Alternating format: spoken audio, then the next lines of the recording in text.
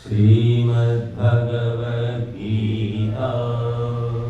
ॐ श्री परमात्मने नमः। अथ त्रयोदशोऽध्यायः। क्षेत्रक्षेत्रज्ञविभागयोगः।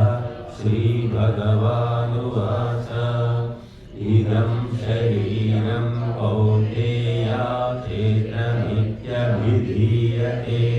एतद्यो वेत्ति तं प्राहुः क्षेत्रज्ञ इति तद्विदः। क्षेत्रज्ञं चापि मां विद्धि सर्वक्षेत्रेषु भारत। क्षेत्रक्षेत्रज्ञयोर्ज्ञानं यत्तज्ज्ञानं मतं मम। तत्क्षेत्रं यच्च यादृक् च यद्विकारि यतश्च यत् स च यो यत्प्रभावश्च तत्समासेन मे शृणु।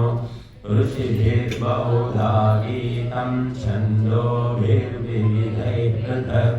ब्रह्मसूत्रपदैश्चैव हेतुमद्भिर्विनिश्चितैः। महाभूतान्यहङ्कार बुद्धिरव्यक्तमेव च।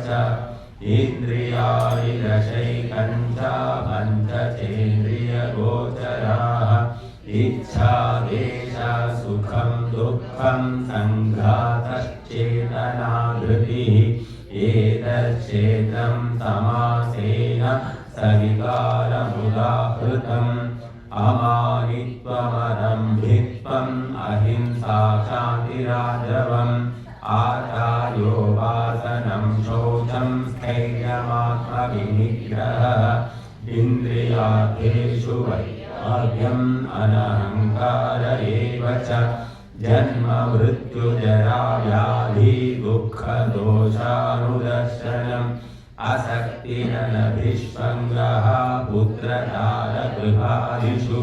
नित्यं च समचित्तत्वम् इष्टानिष्टोपपत्तिषु।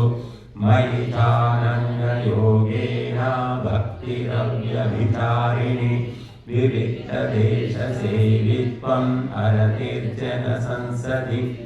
अध्यात्मज्ञाननित्यत्वं तत्त्वज्ञानार्थदर्शनम्। एतज्ज्ञानमिति प्रोक्तम् अज्ञानं यदतोऽन्यथा। ज्ञेयं यत्तत् प्रवक्ष्यामि यज्ञात्वामृतमश्नुते। अनादिमत्परं ब्रह्म नासक्तन्नासदुच्यते। सर्वतः प्राणिपादं तत्सर्वतोक्षिशिरोमुखम्। सर्वतः श्रुतिमल्लोके सर्वमावृत्य तिष्ठति। सर्वेन्द्रियगुणाभासं सर्वेन्द्रियविवर्जितम्। असक्तं सर्वभृच्चैव निर्गुणं गुणभोक्तृ च। बहिरन्तश्च भूतानाम् अचरं चरमेव च। सूक्ष्मत्वात्तदविज्ञेयं दूरस्थं चान्तिके च तत्। अविभक्तं च भूतेषु विभक्तमिव च स्थितम्। भूतभर्तृ च तज्ज्ञेयं ग्रसिष्णुप्रभविष्णु च। ज्योतिषामपि तज्ज्योतिः तमसः परमुच्यते। ज्ञानं ज्ञेयं ज्ञानगम्यं हृदि सर्वस्य विष्ठितम्। इति क्षेत्रं तथा ज्ञानं ज्ञेयं चोक्तं समासतः। मद्भक्त एतद्विज्ञाय मद्भावायोपपद्यते। प्रकृतिं पुरुषं चैव विध्यनादि उभावपि। विकाराश्च गुणाश्चैव विद्धि प्रकृतिसम्भवा। कार्यकारणकर्तृत्वे हेतुः प्रकृतिरुच्यते। पुरुषः सुखदुःखानां भोक्तृत्वे हेतुरुच्यते। पुरुषः प्रकृतिस्थो हि भुङ्क्ते प्रकृतिजान् गुणान्। कारणं गुणसङ्गोऽस्य सदसद्यो निजन्मसु। उपद्रष्टानुमन्ता च भर्ता भोक्ता महेश्वरः। परमात्मेति चाप्युक्तो देहेऽस्मिन् पुरुषः परः। य एवं वेत्ति पुरुषं प्रकृतिं च गुणैः सह सर्वथा वर्तमानोऽपि न स भूयोऽभिजायते। ध्यानेनात्मनि पश्यन्ति केचिदात्मानमात्मना अन्ये साङ्ख्येन योगेन कर्मयोगेन चापरे अन्येत्येवमजानन्तः श्रुत्वान्येभ्य उपासते तेऽपि चाधिकरन्त्येव मृत्युं श्रुतिपरायणाः। यावत् सञ्जायते किञ्चित् सत्त्वं स्थावरजङ्गमं क्षेत्रक्षेत्रज्ञसंयोगात् तद्विद्धि भरतर्षभ।